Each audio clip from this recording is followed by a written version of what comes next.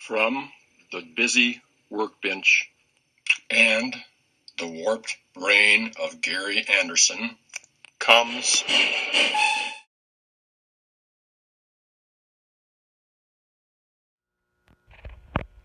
Today we'll look at two of my marked stations that I've modified. This one, the man will come out and go back in. You could activate it for the train. This uses all Mark's parts. There's a Mark's switch solenoid mechanism inside of it that works. And the other one is my airplane station that uses a Mark's train motor. And I thought about putting this in the center of a circle and having an M10,000 go around, and it would be a Honeymoon Express.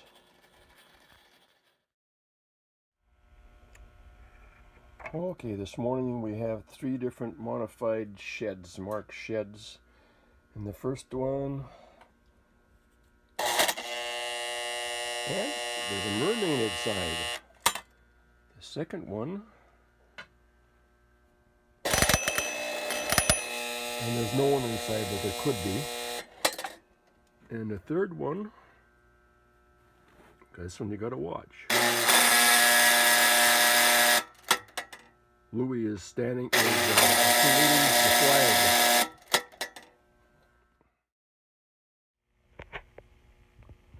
Today we'll go through the Gerard stations. This is a plain Gerard station, no lights.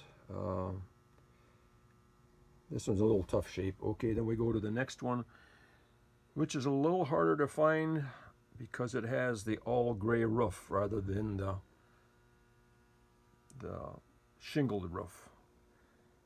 And the last one has the gray roof, the red peak in front, and then the red frame on it. So that, I think, is the hardest one to find of the three regular ones without the lights. Today we'll look at three Grand Central stations, and this is the normal one. It's got lights inside. See American First and Excursions. And the second one is pretty much the same, except that they have the lithograph must have been bad, so they just went with red.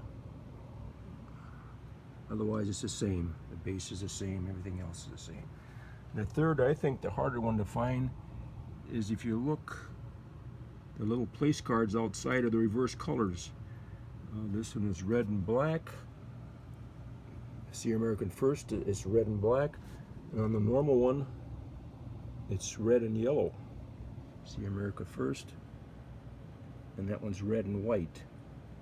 So they are two different ones, and these are original. It's not a repro or anything. That's it. Today we'll go through three stations. This is a Glendale depot, and it's missing the light post, which I think I have somewhere around. And usually it comes in a green base. And this one, if the train goes by, and I'll show you on the next one, the gate would come down.